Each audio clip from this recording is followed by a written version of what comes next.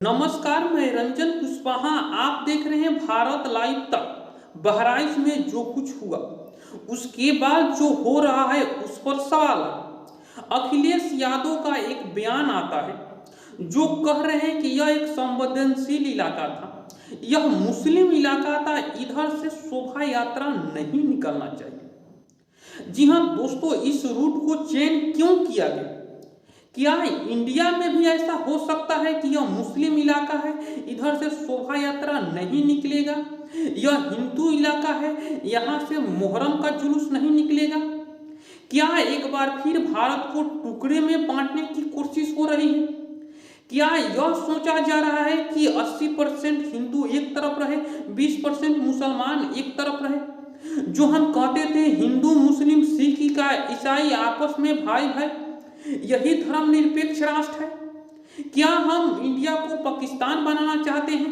पाकिस्तान में यह है कि यहाँ पर शिया के क्षेत्र में सुन्नी नहीं जा सकता है, सुन्नी के क्षेत्र में शिया नहीं जा सकता है, जोल्हा के क्षेत्र में धोबी नहीं जा सकता है, धोबी के क्षेत्र में जोल्हा नहीं जा सकता है, पैठान के क्षेत्र में जो है मुलाना नहीं जा सकता है, मुलाना के क्षेत्र में पैठान नहीं जा सकता है। क्या ऐसा होनी चाहिए? क्या एक वोट के लिए, क्या सत्ता के लिए देश को टुकड़ा करना चाहते हैं अखिलेश यादव?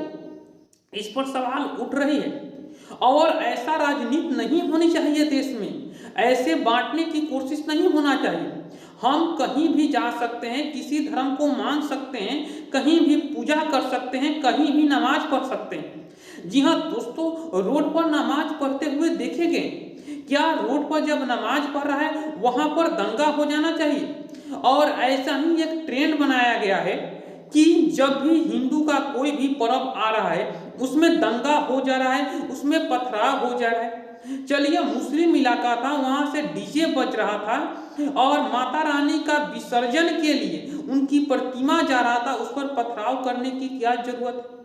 उसको विखंडित करने की क्यों कोशिश किया गया? उनको अपवित्र करने की क्यों कोशिश किया? क्या जरूरत थी आपको? और नुकसान तो दोनों पक्षों में हुआ, पूरा बहराइच में नुकसान हुआ है। इसका फायदा अखिलेश यादव उठाना चाहते हैं। अखिलेश यादव के हर विधायक, हर नेता एक दंगाई है, एक माफिया है, एक रेपिस्ट है। आप सुने होंगे नवाब सिंह का नाम आप सुने होंगे, नवाब सिंह यादव का नाम। इधर अयोध्या में रेप कांड हुआ है, यानी इस रेप कांड को दबाने के लिए अब हिंदू मुस्लिम पर उतर आए हैं अखिलेश यादव।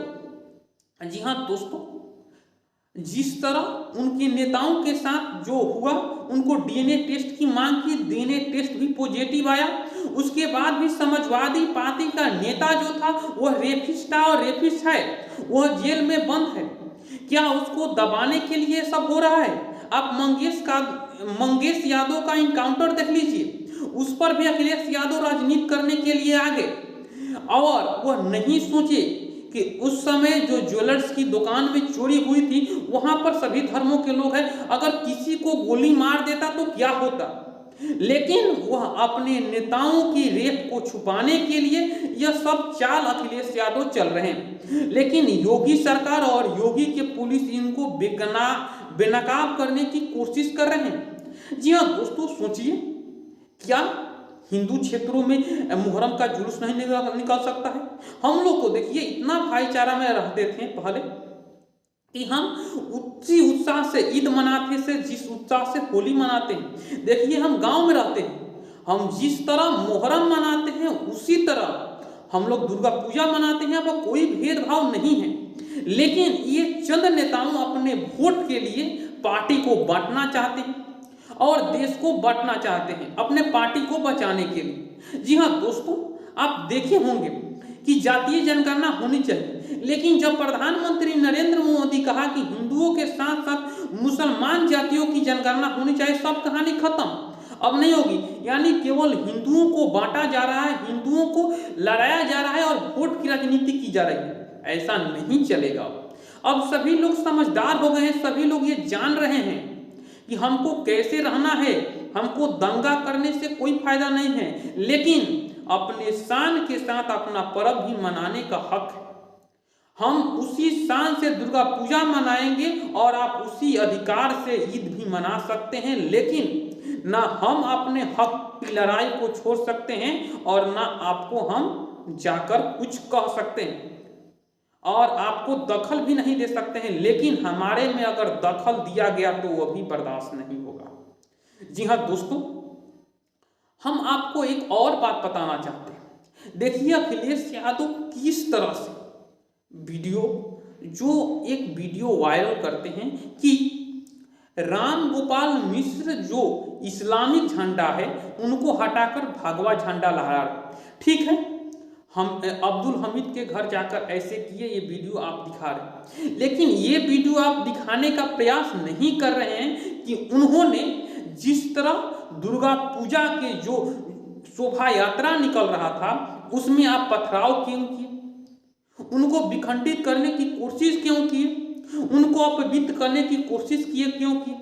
चलिए, झंडा उतारने के लिए आप किसी को गोलियों से छली नहीं कर सकते हैं, झंडा तो लग सकता है, लेकिन क्या राम गोपाल मिश्र जैसे युवा को आप एक बार फिर ला सकते हैं इस धरती पर? नहीं ला सकते।